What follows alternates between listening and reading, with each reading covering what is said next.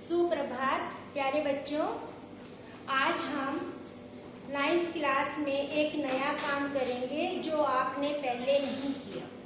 आज दोबारा से आपको अपने बचपन की यादों में ले जाएंगे और आपके पाठ्यक्रम में एक 5 नंबर की नया सिलेबस में ऐड हुआ है जो है लघु कथा लेखन। लघु छोटी कथा कहानी लेखन लिखना। क्या बताया? लघु छोटी कथा कहानी लेखन लिखना। बच्चों, तो आप पहले बचपन में अपनी दादी से, नानी से, मम्मी से कहानी सुनते आए हो ना? तो ना कहानियां तो आपने बहुत सुनी है, पर आज हम कहानी लिखेंगे भी खुद। आपको कोई भी विषय दिया जाएगा, आपने उस पर कहानी बनाकर अपने शब्दों में लिखनी है। तो कहानी लिखते समय किन किन बातों का आप ध्यान रखेंगे? जब हम कहानी लिखते हैं, कहानी बहुत बड़ी नहीं होती, कहानी संक्षेप में लिखी जाती है। छोटे में सार गर्भित होगी, छोटे में ज्यादा बात प्रस्तुत होगी। कहानी में कल्पना की बातें होती हैं। कहानी में पात्रों का ध्यान रखते हैं। पात्र मतलब जितने उसमें कैरेक्टर होते हैं। कहानी में उस बात का थीम होना चाहिए, अर्थात उसकी शिक्षा। कहानी में प्रारंभ करने के साथ और अंत की बात दोनों को आपने जोड़ के बताना है और बाद में कहानी का मोरल जरूर होना चाहिए जिससे हमें कोई ना कोई शिक्षा मिले। कहानी भी उपन्यास का, जैसे नॉवेल्स लिखते हैं उसमें बहुत अलग अलग पार्ट्स होते हैं, कहानी में 2 ही पात्र होते हैं। हम कहानी दूसरे को सुनाते हैं। कहानी में कल्पना होगा। कहानी अनेक प्रकार की हो सकती है, पशु पक्षियों के ऊपर, किसी डाकिये के ऊपर, किसी जंगली जानवरों के ऊपर, किसी के ऊपर भी कहानी लेखन कर सकते हो। मनुष्य के ऊपर, विद्वान के ऊपर। कहानी के अनेक रूप हैं। तो बच्चों, अभी एक आप कहानी सुनेंगे भी। कहानी आपको 5 नंबर में कहानी लिखते समय ध्यान रखेंगे कि थोड़े शब्दों में आप अपनी बात को ज्यादा कह सके और कहानी करते समय शब्दों का ध्यान रखेंगे कि वह उससे मिल रही है या नहीं। अभी मैं आपको एक कहानी सुनाऊंगी। कहानी का नाम है सबका कर भला हो भला। सबका भला अपना भला, अर्थात परोपकार। यदि हम दूसरों का भला करेंगे तो दूसरे हमारा भला करेंगे और परोपकार भला करना सबसे पुण्य काम है। तो बच्चों, कहानी सुनेंगे सबका भला अपना भला। बहुत प्राचीन समय की बात है। एक पति पत्नी थे, उनके कोई संतान नहीं थी, अर्थात जो पति पत्नी थे उनके कोई औलाद नहीं हुई, ना बेटा ना बेटी। वे दोनों अकेले रहते थे। उनके पास बहुत ज्यादा संपत्ति थी। संपत्ति क्या होती है? पैसा, धन दौलत। धन दौलत बहुत अधिक था। वे हर समय चिंतित रहते थे कि हमारी मृत्यु के बाद हमारे धन दौलत का उत्तराधिकारी कौन बनेगा।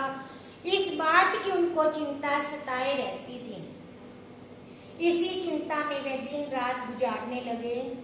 तो एक दिन उन्होंने बहुत प्रयत्न किया, सबसे पूछा, परंतु सब लोग अपने स्वार्थ के लिए अपना झूठा बखान करने लगे, झूठी बातें बोलने लगे कि मैं परोपकार करता हूँ, मैं ये करता हूँ, मैं ये करता हूँ।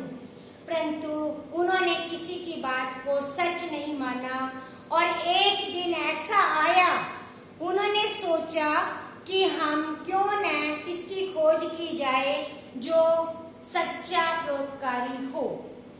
तो उन दोनों पति पत्नी ने अनेक खोजबीन के बाद इस नतीजे पे निकले कि हम एक भिखारी का भेष बनाकर, भिखारी कौन? मांगने वाला। हम मांगने वाले का भेष बनाकर, अर्थात मांगने वाले जैसे कपड़े पहनकर, सड़क के किनारे बैठ जाएंगे। तो इस प्रकार उन्होंने अपनी योजना बनाई और उन्होंने क्या किया, जहां वे बैठे थे सड़क के बीच में बड़े बड़े पत्थर रख दिए। बिल्कुल ये सड़क है, उसके बीच में पत्थर रखे और खुद किनारे पे बैठ गए। और कपड़े कैसे डाल लिए, भिखारी वाले, कटोरा हाथ में रखा और मांगने लगे, भीख दे दो अल्लाह के नाम पर।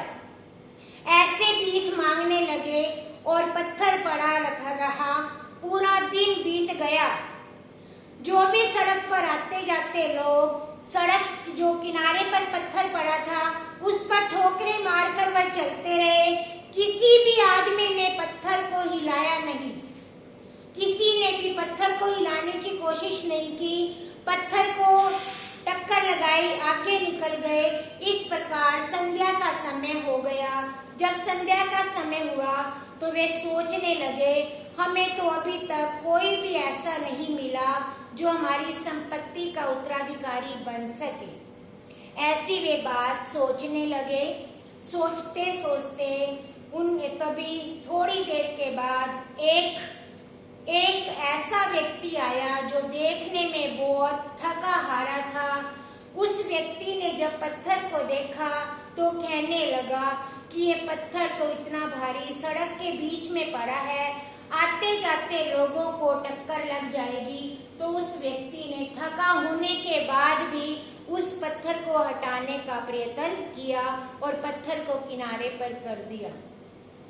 जब उन्होंने यह बात देखी तो उनके मन में दया का भाव आ गया। उनकी आंखों से आंसू आने लगे। दोनों पति पत्नी आपस में कहने लगे कि आज हमें अपना सच्चा उत्तराधिकारी मिल गया। तो वे दोनों फिर उस मजदूर से कहने लगे कि बेटा, हमने सुबह से कुछ नहीं खाया, हम भूखे बैठे हैं, तो हमें थोड़ा खाने को दे दो। तो उस मजदूर ने क्या किया, बताया कि मेरी जो मैं दिन भर की मेहनत की कमाई से जो पैसे लाया, उसमें जो मैं पैसों से खाना खरीदूंगा, उसमें हम तीनों मिलकर खाना खा लेंगे। तो उसने जब ऐसा कहा तो और भी उनकी आंखों से आंसू बहने लगे और उन्होंने उस लड़के को अपने गले से लगा लिया और आंखों से आंसू बहने लगे और कहने लगे कि मिल गया हमें अपना सच्चा उत्तराधिकारी। जब उन्होंने ऐसा कहा तो वह सोचने लगा कि ये क्या कह रही है। तो उन दोनों ने उस मजदूर को अपनी सारी घटना बताई और उसके बाद उसे अपना उत्तराधिकारी बना लिया।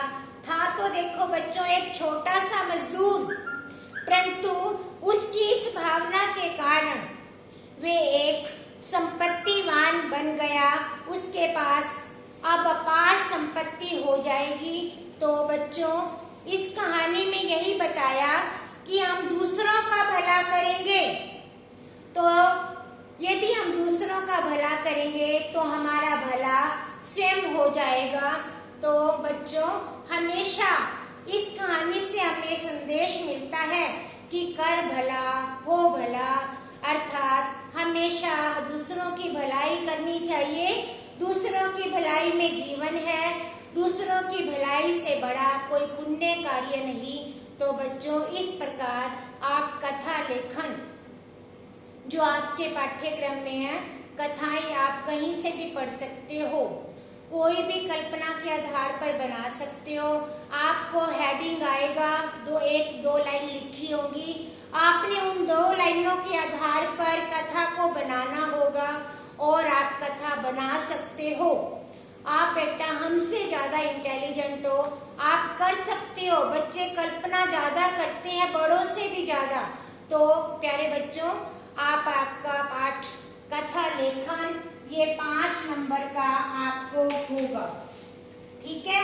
तो इस प्रकार आप कथा पढ़ते रहेंगे, कभी भी पढ़ लेंगे। धन्यवाद।